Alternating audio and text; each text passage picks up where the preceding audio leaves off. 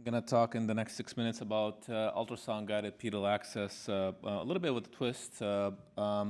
Typically, we utilize in our practice ultrasound to access 100% of these vessels. The arteries are surrounded by veins.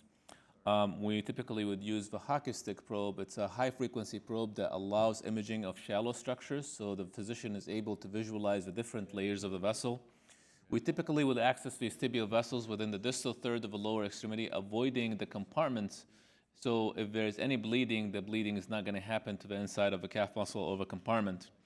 And this is the quality of the image that you can obtain from using a hockey stick probe because of the ability to interrogate the different structures.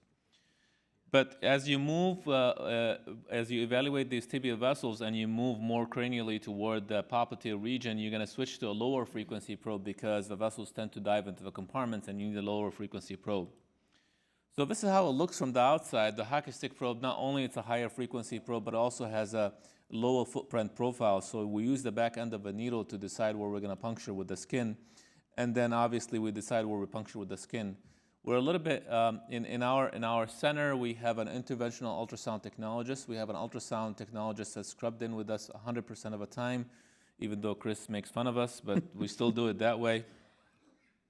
We spend a lot of time trying to understand the relationship between the needle and the ultrasound probe. You have very experienced operators like Andre showing you how he was able to see the needle and he was able to see the vessel in the same image. Now, once you decide where you're going to puncture, and if you get blood return, you notice here what we're doing, the three images that the ultrasound technologist is switching the probe from a short axis view to long axis view because no one of us not looking at the skin, we're looking at the ultrasound screen. There's a lot of discussion back and forth in terms of like, should you put a sheath or not put a sheath? We typically believe that placing a sheath is protective to the arteriotomy site based on our experience. And there are published series looking at the placement, actually, specifically of a 2.9 French sheath. There was a paper published by Walker and colleagues. And you can actually deliver medications, vasodilators, and an 018 support catheter through it in this example here, as you can see here. Now, beyond tibial access to cross the CTOs, there is tibial-based revascularization, or the TAMMY technique. We published the findings in the CCI journal, and TAMMY 2 is going to be published soon, which is basically obtaining pedal access and delivering therapy via pedal access for a lot of the patients. This happened yesterday. I mean, we usually do it, but I want to show you an example of these calcified tibial vessels that we're not able to pinpoint with the needle. It keeps escaping to the right or to the left. So one of the techniques that we utilize, actually, we can use a needle or two to trap the vessel in between those two metal structures and finally puncture the vessel when you have a rolling artery. This is an example of ultrasound-guided access in the long axis view. Because of a low filling pressure, the needle is going to puncture the anterior wall and the posterior wall of a vessel.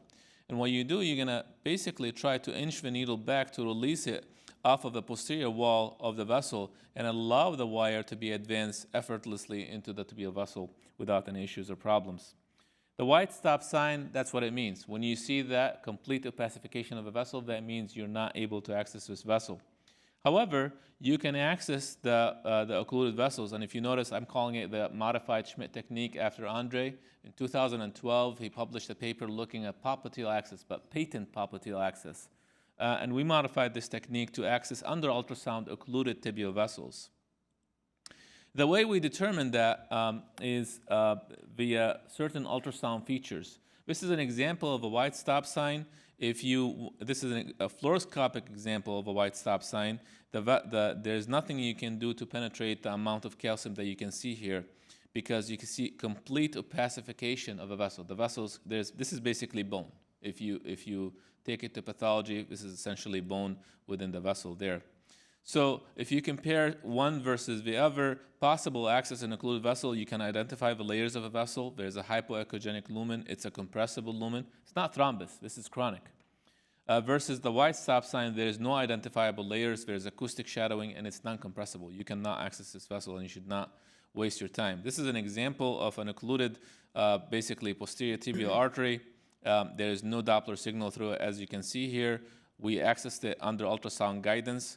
This is subintimal here, so you have to pull back your needle, so this way you're able to access the occluded vessel, and we were able to recanalize finally we were able to recanalize ultimately by a triaxial system, advance our wire into the plantar circulation, and obtain good result. This is a 30-day triphasic pulse. This is just an example of what can be done through these occluded vessels.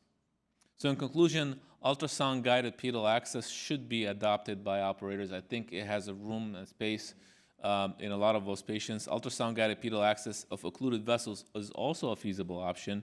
And ultrasound can facilitate access and rule out difficult vessels to access, so this way you're not wasting time, such as with the white stop sign. Thank you.